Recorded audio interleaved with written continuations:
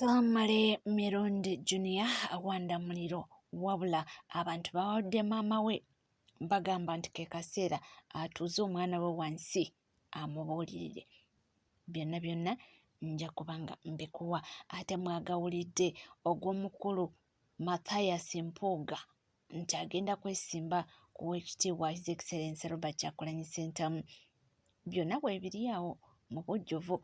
Andabyeko omukulu Bebe Cool nga interactinga n'abawagizi be bamuleze essanyu eringi ennyo. Ate mulekwa oba mutabani w'omugenzi Jolly Mugisha yavudde mu bulamu obw'ensi eno akakasizza bannakibiina kya NUP nti baleme kutya ennyumba weeri era ejja kusigala ng'ekola bingi nnyo. Byonna byonna nja kubanga nkutuusaako mawulire gye galinnya ag'enjawulo nkugamba kimu nti tuula kalira nywera. Ate ye Papa Sidi yeeyongedde okukakasa nti ye byayogerako bituufu era ye bisekiso. Katandike ne Mirundi Junior ono ye yeeyongedde okuba nga awanda muliro agamba nti abagenze okwetonda kikafuuwe taata we nti yali takyagala era nti teyagambako muntu yenna nti mwetonderanga Obuganda.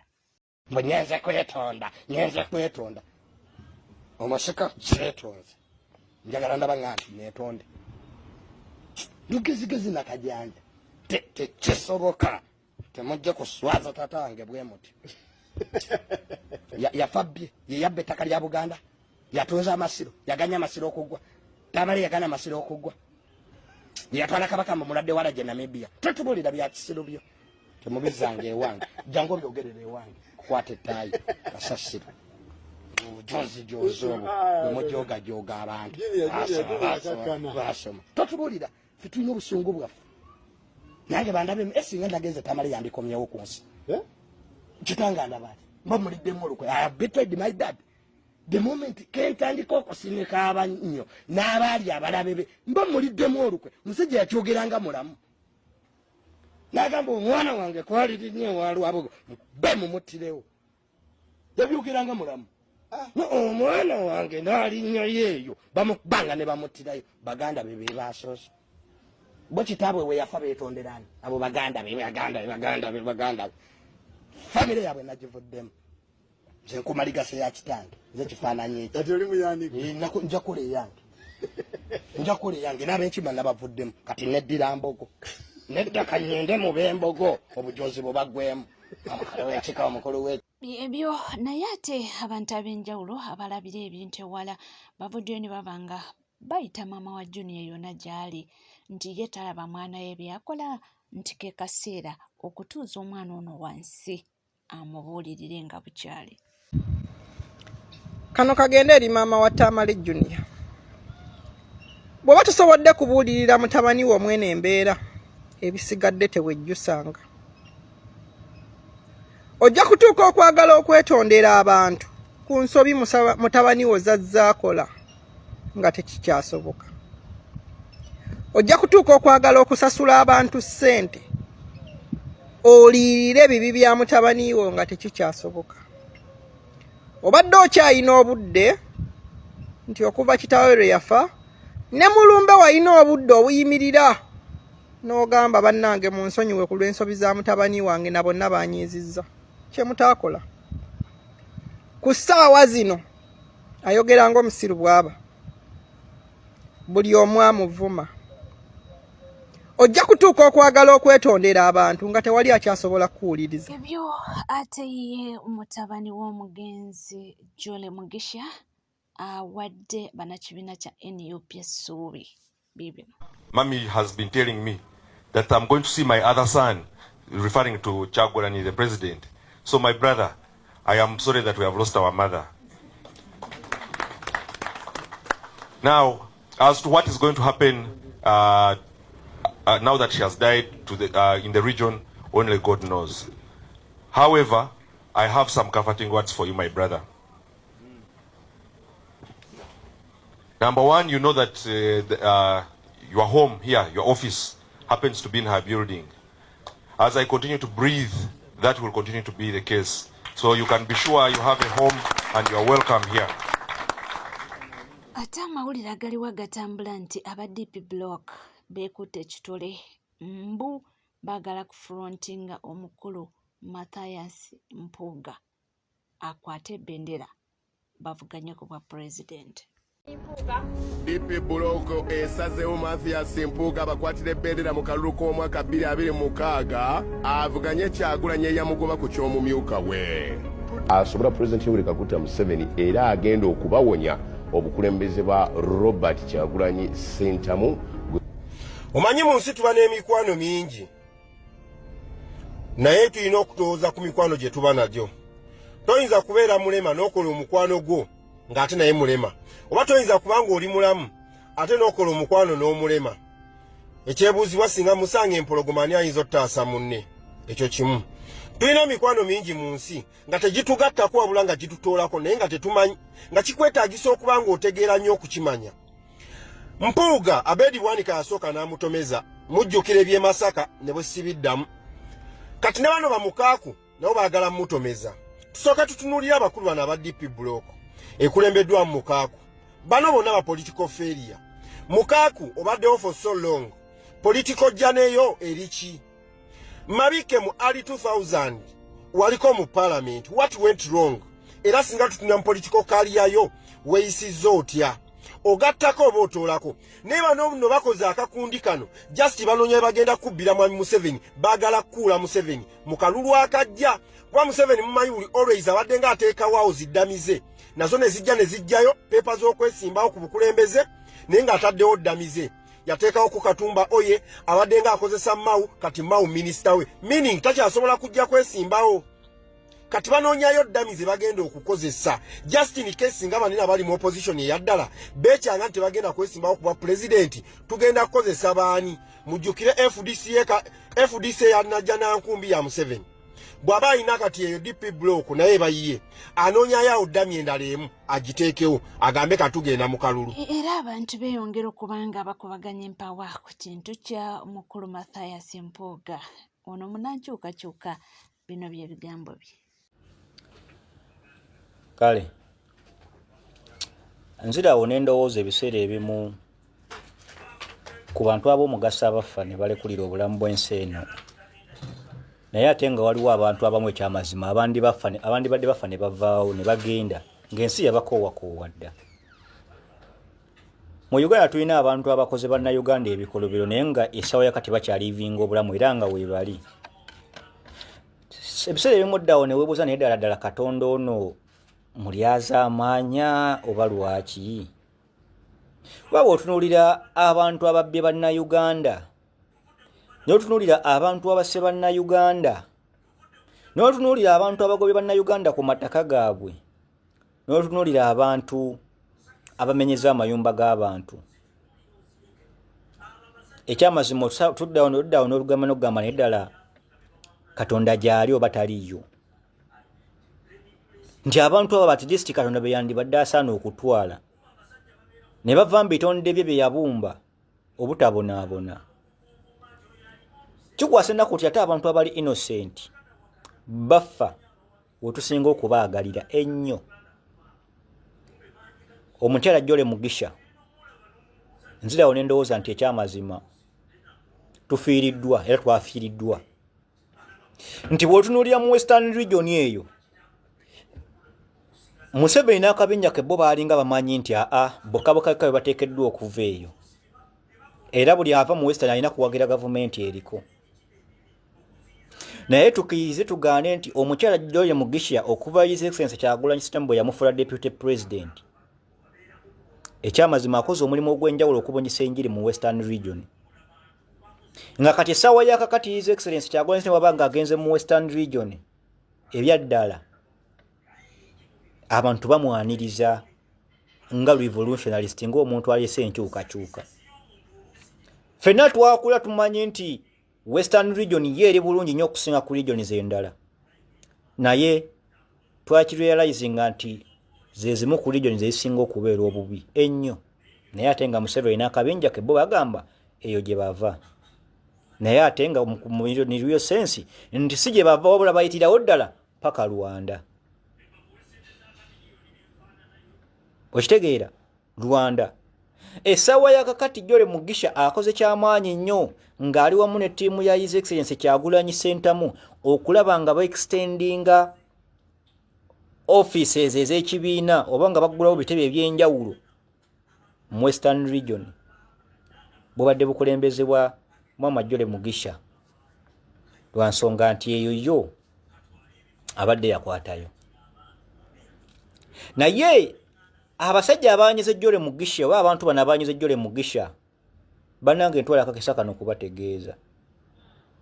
Jole Mugisha omukyala bateekwa kubanga banyize munyige, kubanga baali basuubira teriyo muntu ayinza kuvaayo nga Munyankole kwaniriza His Excellency Kyagulanyi Ssentamu mu Western Region, kubanga bo baali bakimanyi nti bakwatayo era bakisiiringira ddala. Naye kikwasa ennaku,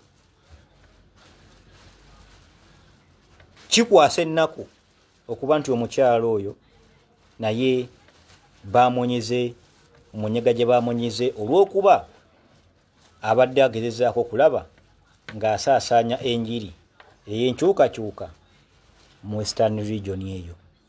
Awo Mulembe ne Marina Zedriga pulogulaamu y'okumuzika ebadde yafulumye bulungi nnyo, era nga ku Lwokubiri olunaku olwaleero asigaddeyo eri, then olunaku olw'enkya olwokusatu wajja kubeerayo wajja kubaawo ka church service, wajja kubaawo kusabira omwoyo gwe, then ku lunaku olwokuna NUP etekinge over ekola emirimu gyayo nga bweteekeddwa okugira, kubanga abadde mukyala wa NUP, abadde mukyala mukuku, abadde mukyala wa nkyukakyuka, era nga ali against nnyo n'ebikola bya Mwami Museveni. Era ebbanga lyonna tubadde nga tuvayo nga tumulaba nga yeenyigira era ng'ateekawo embeera buli abakulembeze, buli abakuumaddembe badde nga bagezaako okulemesa His Excellency Kyagulanyi Ssentamu okwakisesinga ogenda mu regions ezo oba mu bitundu bya Western Region. Era mujjukira bunyo nti n'omukyala bamukubako ne pepper spray maaso, ate munange era n'alwalira ddala nnyo. Naye ekyamaze tuyakusuwa nnyo emirimu gy'omukyalo oyo. Mu NUP tulina abakyala abamu basobodde okuteekawo embeera, kakana kati ng'oyo omukyala Jole Mugisha, tulinawo Mama Marina Zedriga oyo nga wamambuka, newankubadde kati mu Buganda bwe tetunaba kufuna deputy president mu Buganda bwe tetunaba kumufuna, yali ono omubbi ow'ebitaano, naye tukimanyira president ajja kutuwa. Tulina Nambeshe owa Eastern Region deputy president. So ekyamazima tufiiriddwa nnyo, era kyova olaba nti ku kitebe kyaffe ekyekavule bendera zeewuubira wakati w'emirongo ky'okulaga okukungubaga nti ekyamazima ekibiina kifiiriddwa nnyo. Era ntwala okukakasa kano okutegeeza mwenna abasuubira nti mugenda kuvaayo nti simanye munyolerwe wamu naffe, naye ate nga muli against naffe, tubayo tubasaba buli omu asigale mu layini ye. Full figure toyina authority evaayo kukungubagira wamu n'ekibiina kya NUP olw'okuba twafiira Jole Mugisha. Toyina right yonna evaayo kugamba nti simanyi kitalo nnyo otuusa okusaasira ku eri ekibiina kya NUP. Ekibiina kya NUP tokirinaako yadde akakwate, wandibadde otuuza wali eri ennywa buugiyo, tewandibaddeko statement gyova mukola, kubanga bw'olaba otuusikane ku extent egamba nti osobola okwesiba bbomu n'otulika ne His Excellency Kyagulanyi Ssentamu, kitegeeza nti ate kati gwe obeera kussa ddala nnyo. Kakati bw'oba nga osobola okugamba nti osobola okutulika ne His Excellency Kyagulanyi Ssentamu, at the same time ate nga osindika kwolonseza era ng'osindika okunyolwako eri ekibiina kya NUP, tubayo tukusaba kikazi gwe ekyakwata Simple K, sigala mu layini yo. Tetwagala kututabula, sigala mu layini yo okole biki byoteekeddwa. Ate essanyu olibuganye abawagizi ba Bebe Cool nga bamulabyeko, era nga omanyi munnange buli omu waaba nga alina omuntu we agwenyumirizaamu bibino. The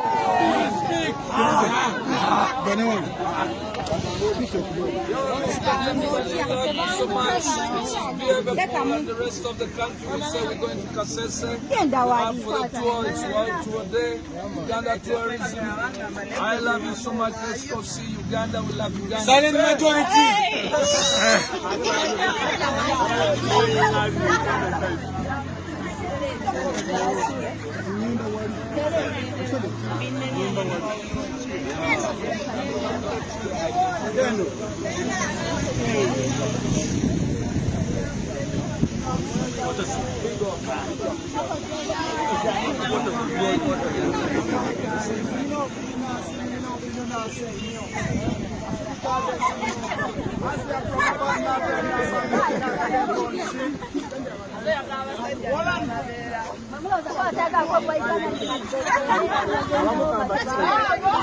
Abawala kamba situle. Abawala kamba situle.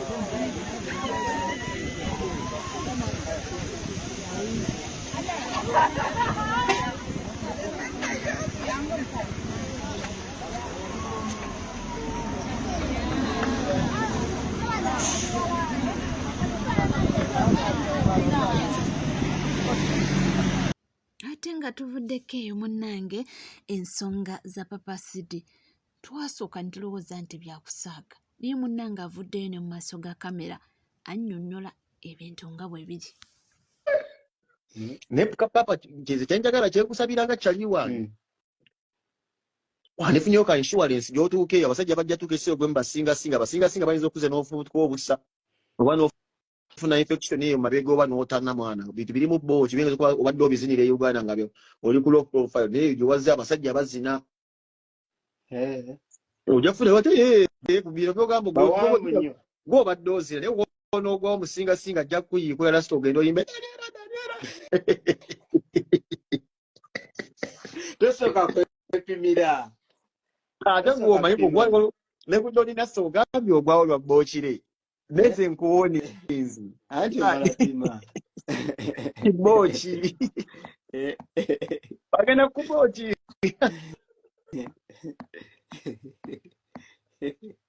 olw'okuba ono naye buganda nga ojja kuba omulanga guli kudanyera maana agenda okukwatako wansi nga lasita oyiikooyiro begendereza abamu wanisigadde gozina